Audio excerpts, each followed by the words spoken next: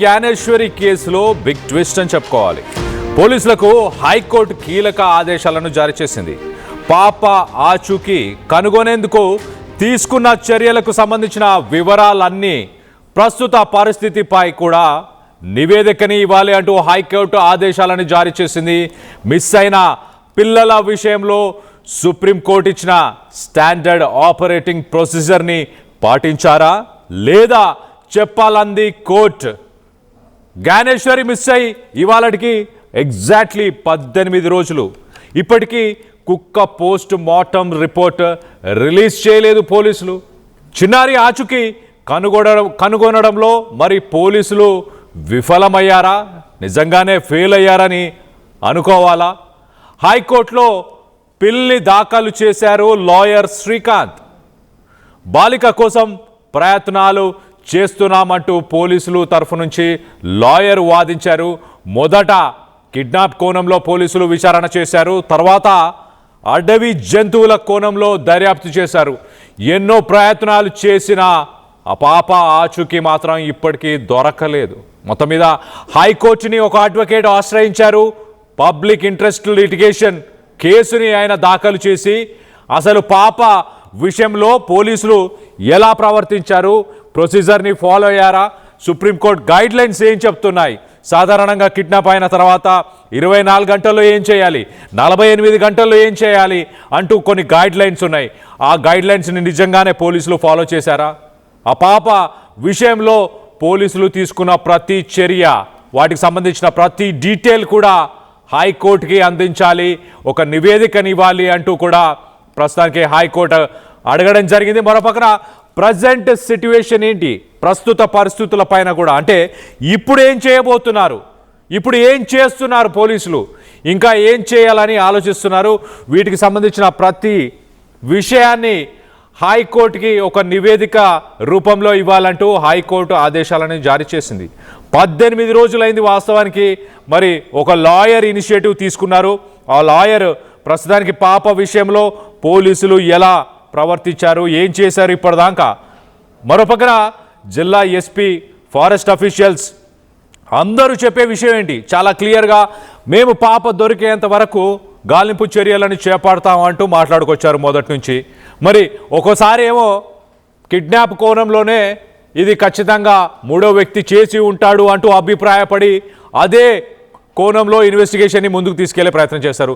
దాని తర్వాత అడవి జంతువులు ఏమైనా పాపను ఎత్తుకెళ్ళిపోయాయా అంటూ ఆ కోణంలో కొంత ఇన్వెస్టిగేషన్ ముందుకు తీసుకెళ్లే ప్రయత్నం చేశారు.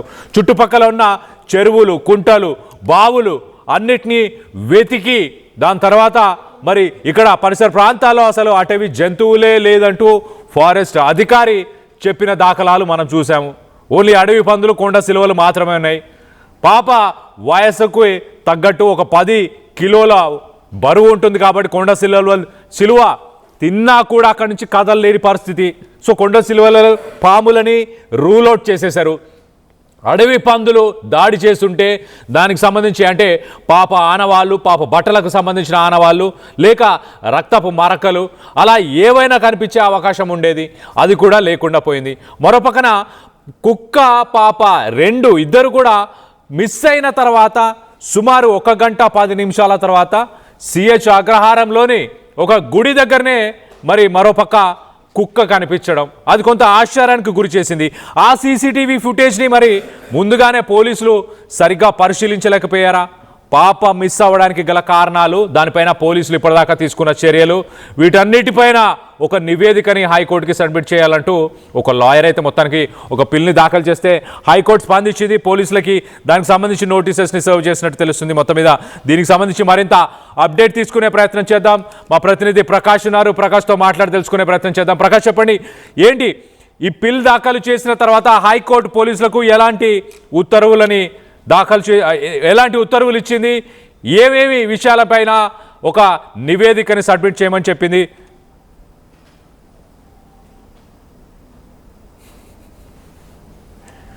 రైట్, మరి కాసేపట్లో మా ప్రతినిధి ప్రకాష్, హైకోర్టులో పిల్ దాఖలు చేసిన తర్వాత హైకోర్టు పోలీసులకు ఏమని ఉత్తర్వులు ఇచ్చింది, ఎలాంటి విషయాలపైన నివేదిక ఇవ్వాలంటూ హైకోర్టు ఆదేశాలను జారీ చేసింది?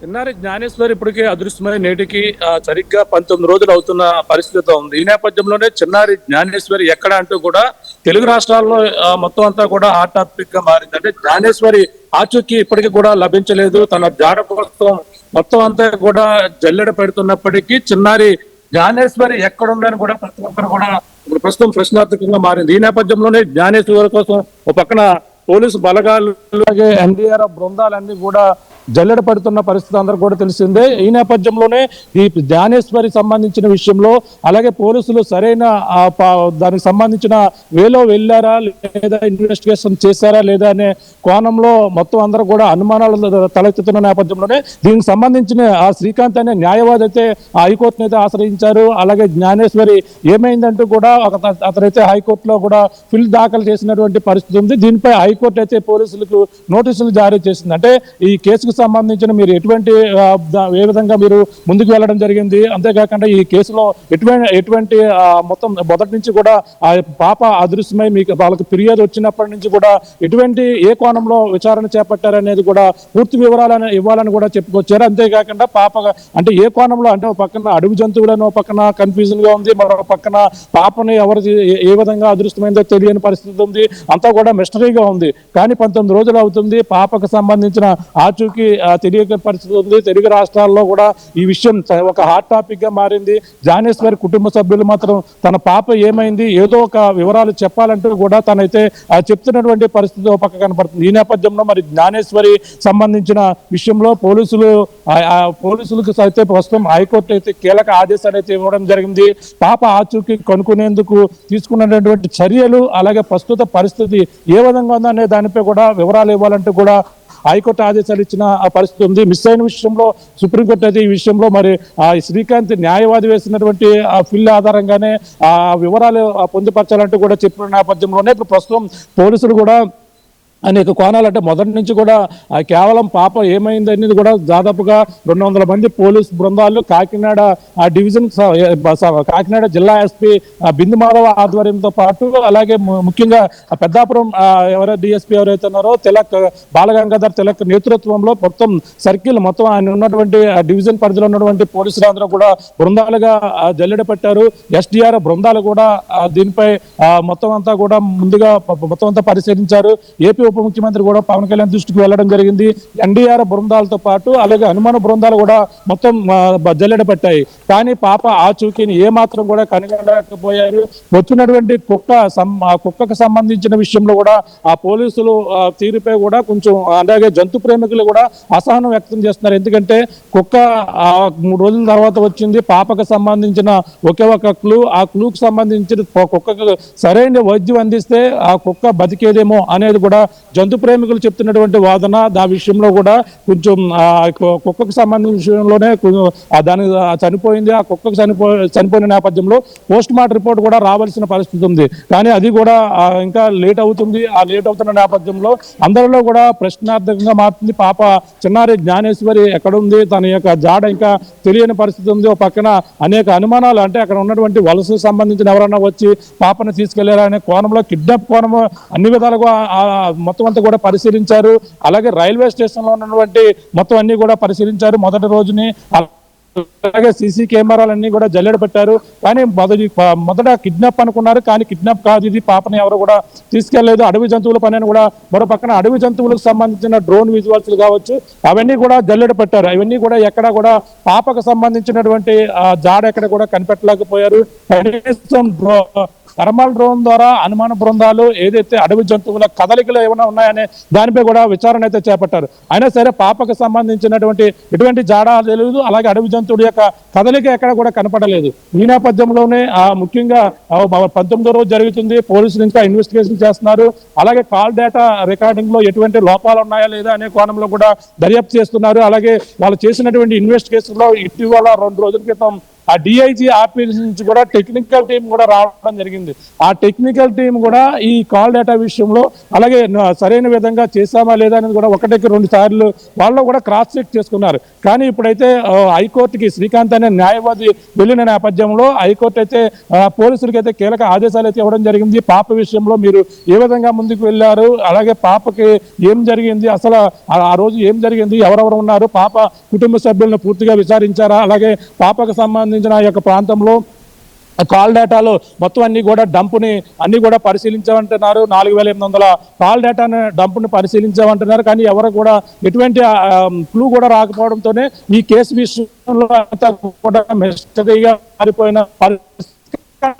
అంటే పాప ఏమై ఒకరు పాప ఆచూకీ అనేది కూడా అన్ని కోణాల్లో వాళ్ళ సహశక్తిలో కూడా మొత్తం అన్ని విధాలు కూడా ప్రయత్నాలు చేసినప్పటికీ ప్రస్తుతం అయితే హైకోర్టు అయితే ఆదేశాలు మరి ఏ విధంగా తీసుకుంటారు. హైకోర్టు ఇప్పుడంతా కూడా పాప కోసం చేసినటువంటి ప్రతి చర్చ కూడా, పాప కోసం చేసినటువంటి ప్రతి ఇన్వెస్టిగేషన్ కూడా ఇప్పుడు హైకోర్టు ముందు అయితే పోలీసులు అయితే ఉంచబోతున్నారు. అలాగే ఈ న్యాయవాది ప్రస్తుతం అయితే ఆ రాష్ట్ర వ్యాప్తంగా తెలుగు ప్రజలు అలాగే పాప కోసం ఈ విధంగా ఉత్కంఠంగా ఎదురు చూస్తున్న నేపథ్యంలోనే ఆయన అందరి తరఫున కూడా ఆ న్యాయవాది అయితే ప్రస్తుతం హైకోర్టును ఆశ్రయించి ప్రస్తుతం జ్ఞానేశ్వర్కి సంబంధించిన ఆ మిస్సింగ్ విషయంలో ఎటువంటి సూచనలు పాటించారని కూడా, అలాగే ఎటువంటి విధంగా ఎంక్వైరీ చేశారో ఆ ఎంక్వైరీకి సంబంధించిన వివరాలన్నీ కూడా పొందుపరచాలని కూడా చెప్పుకొస్తున్నారు. ఈ రోజు రేపు కూడా పోస్ట్ మార్టం రిపోర్ట్ వస్తుంది అన్నారు. కానీ బాగా ఆలస్యం అవుతుంది.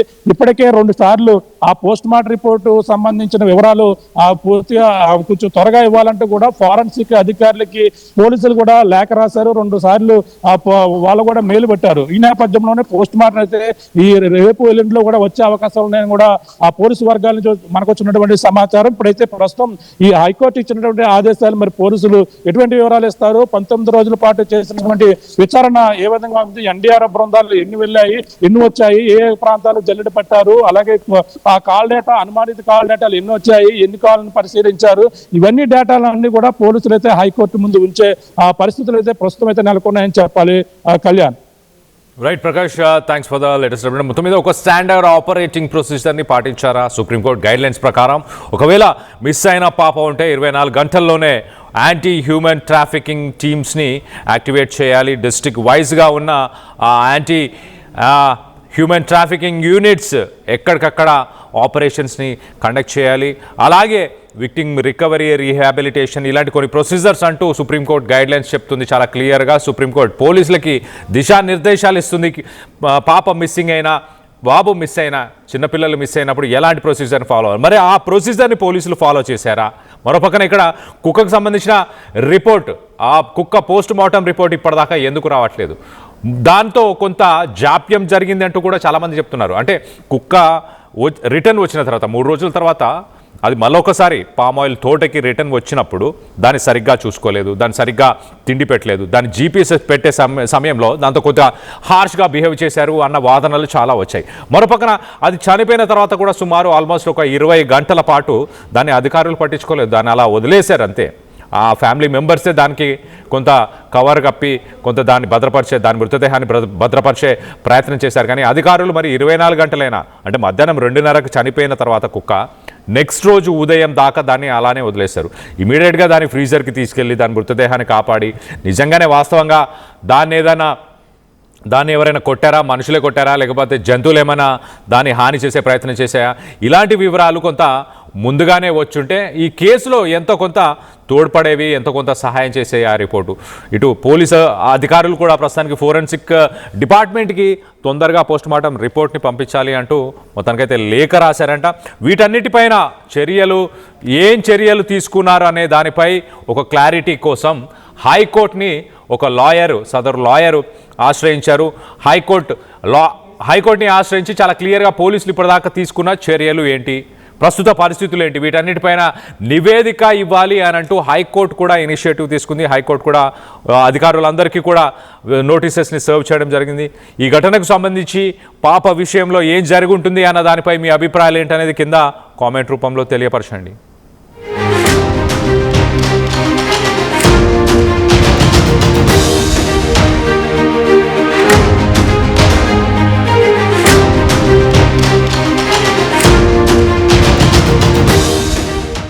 జలుబు తలనొప్పి ఒళ్ళు నొప్పుల నుంచి ఉపశమనం శాస్త్రీగా. జలుబు తలనొప్పి ఒళ్ళు నొప్పుల నుండి ఉపశమనం శాస్త్రి బామ్ ఇప్పుడు 5 రూపాయల ప్యాక్ లో కూడా. టోర్నమెంట్ కి ముందు పెయింట్ ఎలా చేస్తాం?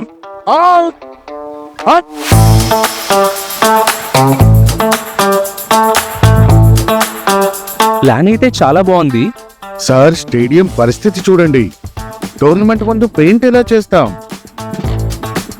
టెక్నో పెయింట్స్ ఉందిగా. Techno paints. Township, dam, stadium లేదా మనీళ్లు పెయింట్స్ నుంచి పెయింటింగ్ వరకు పూర్తి సొల్యూషన్ కావాలంటే మేమున్నాం. కానీ సార్, టైంకి పూర్తవుతుందా? రోజుకు 23 లక్షల స్క్వేర్ ఫీట్ పెయింటింగ్ చేయగల సామర్థ్యం 5,000 మంది స్కిల్డ్ లేబర్ టీం మా వెంట ఉంది. 23 లక్షల? అవును, ప్రపంచ స్థాయి రంగులు, అద్భుతమైన షేడ్స్ తో భారతదేశపు అసలైన పెయింట్ మరియు పెయింటింగ్ శక్తిని నేనే VR Techno Paints. Techno paints.